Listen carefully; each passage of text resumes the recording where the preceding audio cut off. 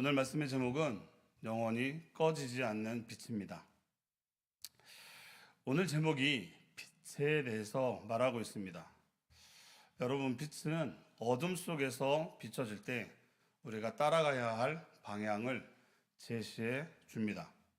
그런데 오늘 묵상에서는 영원히 꺼지지 않는 빛이 있다고 말하고 있습니다. 그러면 반대로 꺼지는 빛도 있다는 것이죠. 그렇다면 우리는 어떤 빛을 따라가야 할까요? 오늘 제목에서 말하는 영원히 꺼지지 않는 빛은 무엇일까요? 바로 예수 그리스도입니다. 예수 그리스도만이 영원히 꺼지지 않는 빛이요 타오르는 빛입니다. 그러면 꺼지는 빛, 사라져가는 빛은 무엇이라 볼 수 있을까요? 오늘 묵상에서는 내 주변의 사람들이라고 말하고 있습니다. 내가 의지했던 사람들, 나의 멘토가 되어주던 사람들, 나에게 빛과 같은 존재였던 사람들을 말하고 있습니다. 왜냐하면 그 사람들의 삶이 내 방향성이 되고 있기 때문입니다. 그런데 여러분, 그 사람들은 유한하죠. 그래서 언젠가 이 세상을 떠날 수밖에 없습니다. 그 빛은 소멸될 수밖에 없다라는 것이죠. 그런데 예수 그리스도의 빛은 어떻습니까? 이 세상에서도 빛나지만 그 빛은 죽음에서 영원한 생명으로 인도해주는 영원히 꺼지지 않는 빛이라는 겁니다. 챔버스 목사님은 이렇게 말씀하고 있습니다. 우리는 꺼져가는 불꽃이 아니라 영원히 타오르는 빛에 우리의 믿음을 세워야 합니다. 큰 도움이 되던 사람이 떠날 때 우리는 슬퍼합니다. 그러나 그들은 마땅히 떠나야 하는 사람들입니다. 이때 우리에게 남은 일은 우리 자신을 위해 하나님을 바라보는 것입니다. 라고 말합니다. 다시 말해, 우리는 영원히 타오르는 빛, 예수 그리스도 위에 믿음을 세워야 한다는 것이죠. 우리가 신앙생활을 하다 보면 신앙의 선배들의 도움을 받을 때가 있습니다.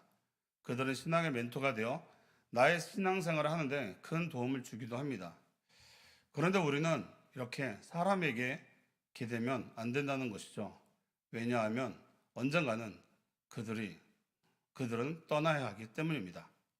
마치 이런 거죠. 우리에게 어떤 문제가 있습니다. 어둠이죠. 그 어둠 속에서는 빛이 필요합니다. 그럼 우리가 지금 말씀을 본 것처럼 두 가지의 빛을 보게 됩니다. 하나는 영원히 꺼지지 않는 빛, 하나는 소멸되어 갈 수 있는 빛. 그런데 우리는 영원히 꺼지지 않는 빛을 먼저 바라보지 못하고 먼저 소멸되어 갈 수 있는 사람에게 먼저 찾아간다라는 것이죠. 그래서 우리가 좀 돌이켜 봐야 될 것은 우리가 어떤 문제가 생길 때 그 빛을 찾는 방향이 먼저는 예수 그리스도여야 돼야 된다는 것입니다. 그래야 먼저 하나님께 우리의 문제를 드린 다음, 그 다음에도 뭔가 늦어지고 할 때, 그 다음에 우리의 믿음의 선배, 우리 신앙의 멘토, 그분들을 찾아가서 문제 해결을, 어떤 문제를 같이 의논하고 성령 안에서 같이 해결을 해야 된다는 것이죠. 그래서 당연히 우리는 예수 그리스도에게 시선을 옮겨야 합니다. 챔버스 목사님은 디모데후서 4장 16절 말씀을 인용을 하셨는데요. 디모데후서 4장 16절, 17절 말씀을 제가 한번 읽어드리겠습니다. 내가 처음 변명할 때에 나와 함께 한 자가 하나도 없고 다 나를 버렸으니 그들에게 허물을 돌리지 않기를 원하노라. 주께서 내 곁에 서서 나에게 힘을 주심은 나로 말미암아 선포된 말씀이 온전히 전파되어 모든 이방인이 듣게 하려 하심이니 내가 사자 입에서 건짐을 받았느니라. 이 말씀은 사랑하는 제자 디모데에게 보내는 편지입니다. 바울은 과거에 자신이 처음으로 로마 감옥에 갇혀서 로마 법정에 섰을 때를 회상하며 이 글을 쓴 것으로 보여집니다. 당시 로마 법정에서는 자신에 대해 변호를 받을 수 있는 제도가 있었습니다. 그런데 바울은 16절 시작에 이렇게 말합니다. 내가 처음 변론할 때, 이 내용은 변론을 처음 시작할 때라는 의미를 둘 수도 있겠지만 그보다는 자신을 위해 변론해 줄 사람이 없어서 어쩔 수 없이 자신 스스로 변론을 해야 된다는 의미로 볼 수 있습니다. 이어서 이렇게 말합니다. 나와 함께 한 자가 하나도 없고 다 나를 버렸으나 그들에게 허물을 돌리지 않기를 원하노라. 사도 바울은 자신이 전도한 사람들이 많았죠. 그리고 제자들도 있었을 겁니다. 그런데 그 누구도 법정에 와서 자신을 위해 변론해 줄 사람이 없었던 것입니다. 신앙에 대해서 그렇게 열심히 가르쳤지만 그는 혼자였습니다. 그런데 그럼에도 불구하고 우리는 이 어려운 환경 속에서 바울이 한 고백을 바라봐야 합니다. 바울은 인간적인 세상적인 방법을 말하지 않았습니다. 내가 너희에게 어떻게 했는데 나한테 이럴 수 있어 하고 정죄하지 않고 실망하지 않았습니다. 오히려 바울은 자신을 버리고 떠난 자들에게 허물을 돌리지 않겠다라고 말하며 또 그들의 모든 잘못을 용서하겠다 말합니다. 여러분, 이 신앙이 진정한 예수 그리스도의 사랑의 신앙입니다. 로마서 12장 17절 말씀에 보면 아무에게도 악을 악으로 갚지 말고 모든 사람 앞에서 선한 일을 도모하라 라고 말하고 있습니다. 바울은 낙담할 수 있었습니다. 실망할 수도 있었습니다. 그러나 바울은 그렇게 하지 않았습니다. 왜냐하면 자신에게 힘을 주는 분이 따로 있었기 때문입니다. 바로 그분이 예수 그리스도 한 분이었습니다.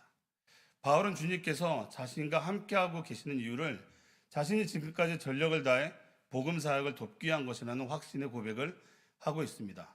다시 말해 죽음 앞에서 복음 전도자로서의 자신의 인생이 결코 헛되지 않았으며 자신의 인생에 있어서 하나님이 늘 함께 하셨다라고 선포하고 있는 것이죠.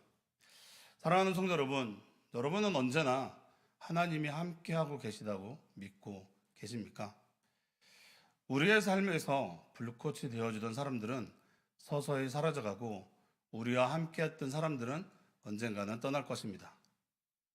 그래서 다시 한번 집중해서 바라봐야 합니다. 영원히 타오르는 빛, 그 빛에 우리의 믿음을 세워야 합니다. 사도 바울처럼 말이죠. 잼버스 목사님은 말합니다. 당신 자신의 모습과 신족 가운데 하나님의 얼굴을 바라보는 것을 막는 것이 있다면 단호하게 거절하십시오. 말씀을 가르칠 때마다 먼저 그 모든 것에서 하나님의 얼굴을 보려고 주의한다면 항상 주의 영광이 머무르게 될 것입니다. 라고 말합니다. 우리가 앞으로 계속해서 묵상에서 바로 다루게 될 텐데요. 우선순위에 대해서 말하고 있습니다. 하나님의 얼굴을 바라보는 것을 가로막는 그 무엇, 하나님보다 우선시 되는 것이 내 안에 얼마나 있는지를 찾아야 합니다. 그것이 자기 자신일 수도 있고요. 자기가 가지고 있는 신념일 수도 있습니다. 마치 바리새인들이 가지고 있는 잘못된 신념처럼 나는 훌륭한 기독교인이야. 이 정도면 어디 가서도 대우받을 수 있어. 또 이렇게 말하거나 또는 이건 아닌 것 같은데 내 생각이 맞는 것 같은데 하며 자신의 잣대를 드러내는 그런 모습들 말이죠. 하나님의 관점이 아닌 자신이 갖고 있는 그 신념으로 하나님의 사역을 가로막고 있는 것이죠. 그리고 더 나아가서 그 최종적인 목적은 바로 사람들에게 인정받으려고 한다는 겁니다. 이런 잘못된 신념은 특히 사역자들에게 많이 일어납니다. 자신이 경험하지 못한 것에 대해서 인정하려 하지 않는 것이죠.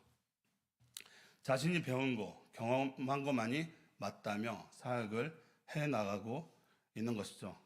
예를 들어 보면 어떤 사역자는 방언을 인정을 안 합니다. 실제로 그런 분들이 있습니다. 열심히 말하다 보니 말이 꼬인 거지 그것은 방언이 아니라고 말한 거죠. 기도는 제대로 된 언어, 하나님도 알아듣는 언어를 얘기해야 기도라는 것이죠. 답답하죠. 오순절 사건을 이해하지 못하는 사역자입니다.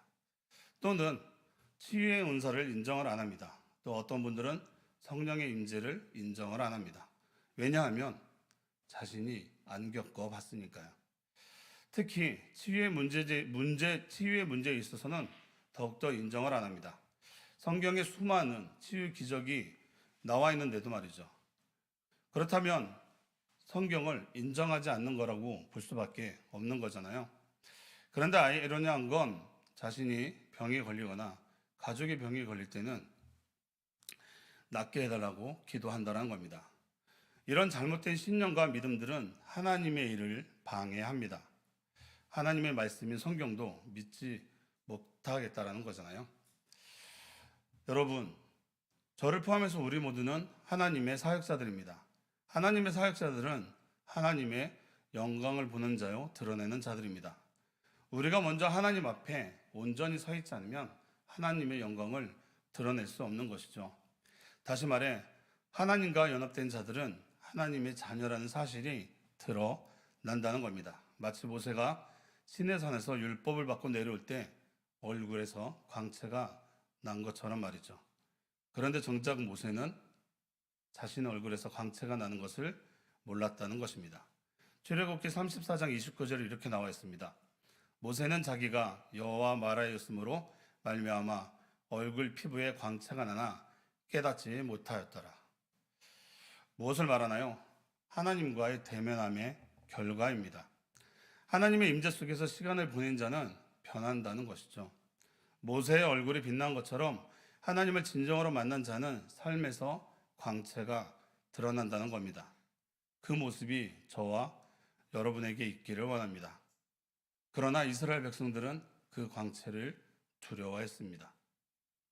이는 하나님의 거룩함이 인간의 죄성과는 얼마나 다른지를 보여주는 장면이기도 합니다.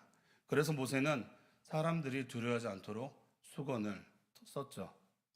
오늘 본문에서 바울이 이 장면을 언급하며 말하고 있습니다. 바울은 모세의 얼굴의 광채는 언젠가 사라질 영광이지만 그리스도 안에서 성령으로 말미암아 우리가 누리는 영광은 점점 더 밝아지는 영광이라고 말하는 것입니다. 예수 그리스도로 인하여 우리는 담대히 하나님을 바라보는 자가 되었다는 것입니다. 말씀을 마무리하겠습니다. 사랑하는 성도 여러분, 영원히 꺼지지 않는 빛은 예수 그리스도입니다. 이 빛이 생명입니다. 그러니 이 빛만 바라보며 우리가 걸어가야 하지 않겠습니까? 여러분의 삶 가운데서 사라져가는 꺼져가는 빛에 의존하지 말고 영원히 꺼지지 않는 예수 그리스도 한 분만을 바라보며 나아가길 다시 한번 간절히 바랍니다. 여러분을 통해 하나님의 영광이 드러나기를 축복합니다. 기도하겠습니다. 사랑의 하나님 감사합니다. 빛으로 오신 예수 그리스도, 우리가 그 위에 믿음을 세웁니다. 세상에 사라져가는 사람들에게 의존하지 말고 영원히 꺼지지 않는 빛이신 주님만을 바라보며 나아가는 우리 모두가 되게 하여 주옵소서. 예수님 이름으로 기도합니다. 아멘.